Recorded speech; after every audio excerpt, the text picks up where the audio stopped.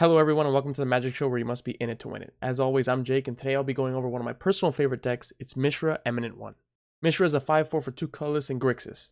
He states, at the beginning of combat on your turn, create a token that's a copy of target non-creature artifact you control, except its name is Mishra's Warform and it's a 4/4 construct artifact creature in addition to its other types. It gains haste until the end of turn, sacrifice it at the beginning of the next end step. I love Mishra because he maximizes the value of non-creature artifacts when they enter, attack, and leave. This commander is also special in the sense that you don't have to wait an entire turn to utilize his ability. You can take advantage of the value in the same turn, which also does wonders for this deck's resiliency against removal and artifact hate. There's multiple ways to build this deck and I went for an all-around archetype that has a bit of everything. I call this deck Mishra's Artifact Toolbox. Now this deck has a lot of artifact ramp, specifically mana rocks that generate additional value. We do have the usual suspects in Soul Ring and the signets like Arcane Signet, Izzet Signet, Rakdos Signet, Dimir Signet, the whole 9 yards. But your ideal mana rocks are Commander Sphere, Crystal Skull Isu Spyglass, and Cursed Mirror. Commander Sphere is fantastic because you can make a copy of it with Mishra, attack, and sacrifice it to itself to draw a card. Crystal Skull just generates value by looking at the top of your library. You can maybe cast an artifact, and Cursed Mirror can copy your opponent's threats. Relic of Sauron is good because it can tap for multiple mana and draw you and discard cards. The Might Stone and the Weak Stone is the ideal card to show for toolbox effect in this deck. It can give a creature -5/-5, or it can draw you cards. And Storm the Fault turns into a Tolarian Academy, which is too much to pass up. Removal in this deck is mainly artifacts that deal damage, cause your opponents to sacrifice, or take control of your opponent's creatures. You also have a few removal spells to keep up your sleeve. Blasphemous Act and Desynchronization are the only two board wipes in the deck. One can be used in the time of need, or the other can return non-historic permanents to their owner's hands. With that being said, I would say that 90% of non-land permanents in this deck are historic, so this is usually going to be one-sided. Also, we have Feed the Swarm, Terminate, Chaos Warp, just staple pieces of removal in this deck, or in these colors, I should say. They're good to have. Now for the removal artifacts. The Might Stone and the Weak Stone, like I said, contributes to the toolbox nature of this deck as it has multiple effects you can utilize. Tithing Blade, which you can continuously make your opponents sacrifice their creatures whenever it enters. Legion Extruder can get rid of those small stacks creatures like a Dranith, Opposition Agent, or even really small commanders. Sky Sovereign Console Flagship can deal damage on entry and attack to destroy big toughness creatures. Rolling Hamster is a fantastic new card from Bloomborough I haven't been able to use yet, but it can create a lot of hamsters and attack and deal a ridiculous amount of damage. Portal to Phyrexia, this is an all-star card in this deck because it can lock your opponents out of the game while upsetting them in the process. Aether Spellbomb is a card I've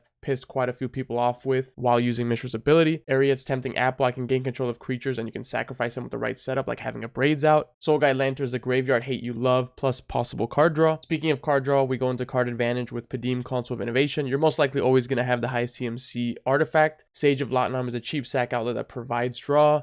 Joyra Weatherlight Captain, anybody that knows of Joyra is well aware of the value she accrues over time. Braid's Arisen Nightmare, like I mentioned earlier, is a good sacrifice outlet that can generate card advantage and deal damage to your opponents. Thirst for Knowledge and Thoughtcast are just those two spells that care about artifacts. Ichor Wellspring and Mephitic Draw can just be abused by Mishra, and Idol of Oblivion will be activated every turn to draw that card. Who doesn't love the original toolbox in Trading Post? You can draw cards, return artifacts, create a goat, completely up to you. Worldwalker Helm creates those map tokens that give value but can also create tokens off your commander or even construct tokens. For high synergy cardboard, we have Audacious Reshapers, which is one of the best sack outlets in the deck that can get you something RNG off the top. Arkham Daxon is the best sack outlet in the deck because it can get you virtually anything, and I would also note that it can be done at instant speed if you want to sacrifice a construct token and put a Portal to Phyrexia on the battlefield because you're just that guy. Master Transmuter cheats out your big threats in your hand. Cyberdrive Awakener can end the game with enough artifacts and ensures your artifact creatures get through. Kappa Cannoneer will get bigger and swing freely every single turn. Simulacrum Synthesizer is the best value piece that you have. With Mishra's ability, you'll get to scry 2 whenever it enters, and you can make huge construct tokens. Mindslaver is very oppressive, so I would only say use it on the opponent you dislike the most. Urza Lord High Artificer, you should know how good this card is. Imposter Mech can copy threatening creatures with strong static abilities like a Turgid, which I've done once and it was awesome. For game enders, we have Tezzeret, Master of the Bridge. Just read the +2 ability, it's all you need. Gonti's Aether Heart can take infinite turns with the right setup, which I'll explain a little bit later. Reaver Titan, having 2 of these attack every turn will shorten the length of any game. Now, the Gonti's Aether Heart combo goes as follows. You make a copy of Gonti's with Mishra's ability, which in total makes 6 energy. 2 from each one entering, and 2 from the original seeing the token enter. So you have 6. All you then need is 1 artifact to enter to get 2 energy off the original and the token,